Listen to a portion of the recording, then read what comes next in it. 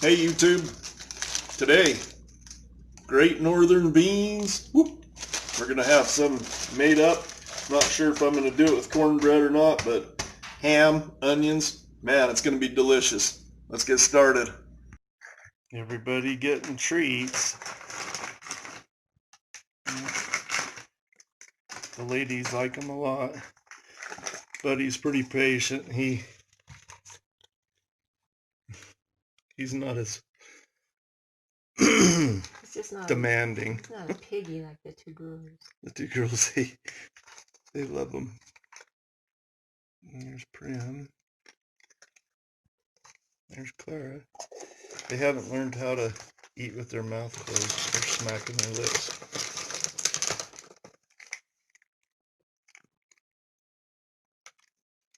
Hey, don't do your sister's treat. Morning ritual. Here. Clara, you wait. You wait till she's done. Go ahead. So what about Buddy? Does he got any extras? There's our babies. All right, so these beans have soaked overnight, 24 hours. I only used a half a bag of these beans, or about a half. I don't know. I just kind of dumped about half that bag in. And this is 1 pound of great northern beans. I let them soak overnight. They've swollen up. I put in 4 cups of water in there. And I've got the stove on high. I'm going to bring these to a boil. I'm going to start adding some ingredients. And then we'll turn it from a boil. Once they boil up strong, I'll let them boil for a few minutes, and then I'll turn it down to a low simmer. And we'll let it go for probably an hour to hour and 10 minutes or so on a slow simmer. And then we'll test the beans and see how tender they are. If they're tender enough, they're done. So I'm going to grab some ingredients. I'll be right back.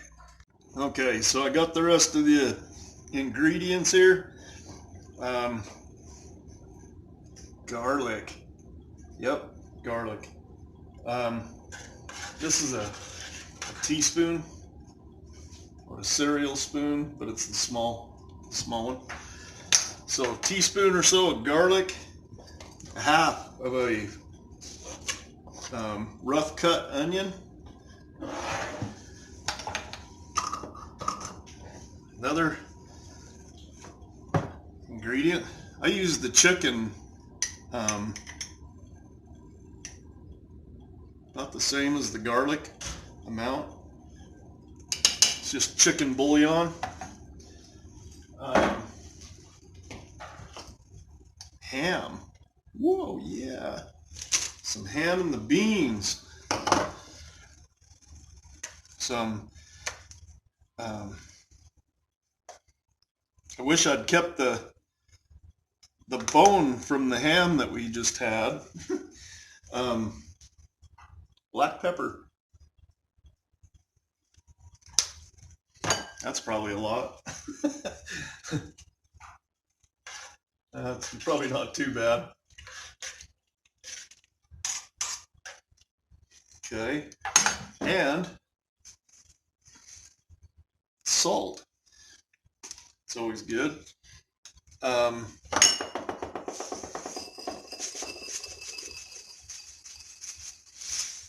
This will probably be something that you have to do for taste, if you like a lot of salt or not. And it depends on your diet, of course. You know, some people are on a low sodium diet, so. But this is the part that makes it taste the best, right? Where you take your salt, you do the. Oh, that's the way the chefs do it. We're gonna do it that way. Let's see if it's any better.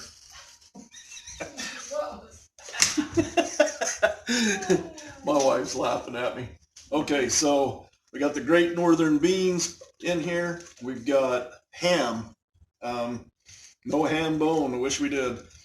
Some chicken bouillon, a half a Now this is for a half a bag, so of course you'd double it. I'd use a whole onion and probably 2 of them teaspoons of garlic and 2 of the teaspoons of chicken bouillon. And like I said, I usually just stir it up and then I let it go for a little while, but then I taste the spoon, see if it's salty enough.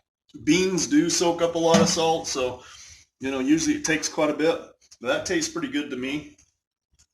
Like I say, I had this boiling for probably 5 minutes or so, and then I turned it down, but I want it to sit and simmer for probably about an hour. So we'll come back and check it in about an hour. Okay, so as you can see, it's got to be about a slow boil or just a simmer, I don't know. The broth is in there, dancing around pretty good. Turn it down just a hair, just enough to keep the thing moving, and then give it a stir, a couple times throughout the hour. Make sure it's not sticking to the bottom. I'm using my pressure cooker. I was going to bring that to your attention. That pressure cooker makes a really nice pot for anything. So I'm a big advocate for the old school pressure cookers, and I think that, and I have done beans, hard dry beans in the pressure cooker, and it takes 1/10 of the time, and I like it that way too. You can do a batch of beans in the pressure cooker hard right out of the pack. I think I usually I had somebody tell me to use like the first batch of water, throw away. So you bring it to a boil and let it sit in the boiling water. You shut it off and just let it sit in the hot water for like a half an hour, and then you drain that off and put fresh water in. It's supposed to get rid of a lot of the gas and stuff from the beans. I don't know how true that is. My wife gets gas every time I make beans, so I don't know if that's I don't know if that's the case or not, but if it works, but we're going to say it does. But then you can put the lid on the pressure cooker and the weight and bring it up to temperature and let it go for 30 minutes, and your beans are perfect. So you can cut a lot of time off doing that, but if you want to do it in just an open pot, the pressure cooker that I got is a Presto. One of the reasons why is they're probably the #1 sold pressure cooker on the planet, and you can buy parts for it. So if you need a new gasket for the top or something, you can always get that, or if you lost your wobbler on top or anything like that, it's good to go with them. But this one is stainless steel, and to be honest with you, if you looked at a good size, like an 8-quart, I think this one's an 8. I got a 6 too. But if you look at a good quality, I'll see if I can show you the bottom of it. I'll probably have to show you on a different video, but anyway, it's got a really thick bottom to it, to where it heats really even and stuff too. And so if you went and found a good solid stainless steel pot of this size and quality, you'd probably pay more for that than you would this pressure cooker. Seems like to me they're about $60 or something. But anyway, you get a really nice pot for the money. It'll last you a lifetime. You'd probably pass it down to your kids and grandkids. So anyway, good investment. A great size pot for something if you needed something bigger. It works really good for all kinds of stuff. Anyway, we'll check back in about an hour. Okay, I'm back. The timer went off. It's been out here going on a simmer for an hour, but I wanted to show you guys something. So I want you to look at the temperature.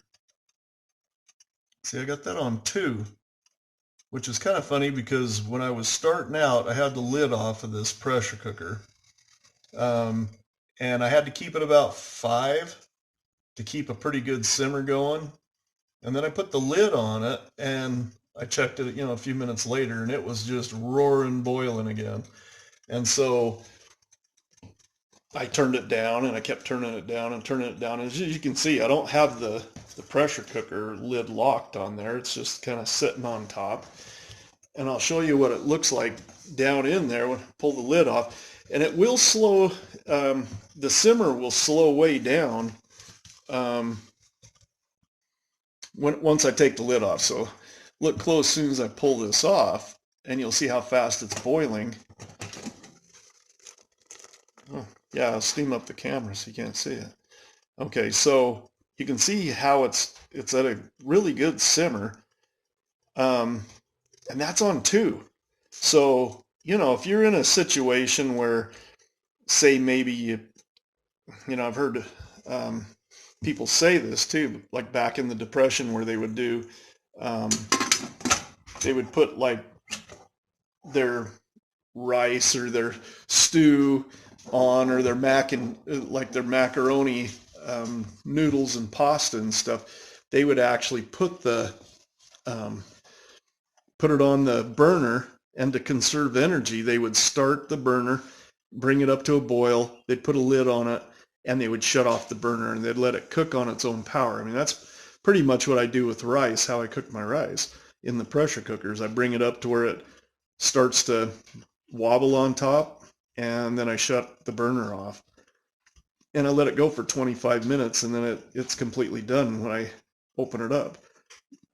Super hot and everything else. So anyway, if you're in that situation, or you just want to help it along and not use as much power, like I said, I had it set at 5 with the lid off, which is in between, straight down on that burner.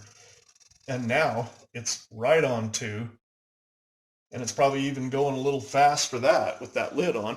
So just be aware of that. If you ever wanted to cook, you can put a lid on something, and it takes about half the power or less to do it.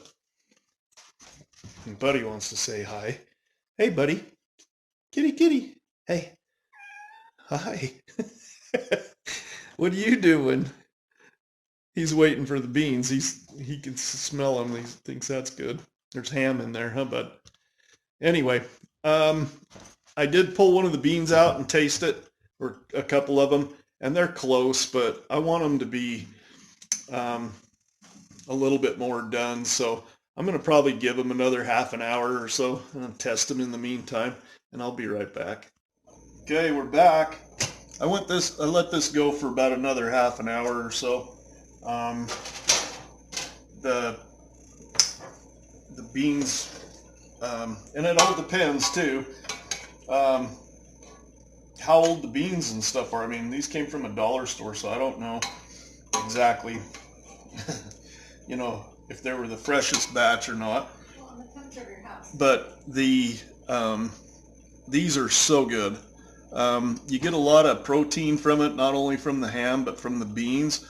And I mean, I wished I did a full batch, because I like to just keep them in the fridge and have them with other meals and stuff. But those are delicious, and a nice hot meal on a cold day like today, it's the way to go. Anyway, give that a try. I think everybody should learn how to make the hard beans and the hard rice and stuff like that, just so you can, it's an easy way to store food. The hard beans will store for years and years and years. You could get a 5-gallon bucket and fill it up with 1-pound bags of rice, and another 5-gallon bucket and fill it up with beans or lentils or split peas. You could put a little bit of ham in there. Like I said, I've done Spam. I've put Spam in there, which is ham, pork shoulder and ham. You can get this at the dollar store. It's just chunked ham to put in there if you can't get your hands on anything. But at that rate, I mean, as long as you got your spices, you could do a bag of beans and a can of ham. This is chunks, so it's good. Or Spam, a can of Spam, and make a meal. And both of those items, the hard beans and the Spam, 10 years, I don't know. 10 years from now, you could probably open them up and boil them up with some water and throw the Spam in and some seasoning salt, and you'd have a meal. So anyway, that's Craig's Way. Uh, what are they? Great Northern beans and ham. So good. Try it. You'll love it because it's a super hot meal on a cold day. Anyway, beware of your surroundings always. Remember where you came from and how to get back there.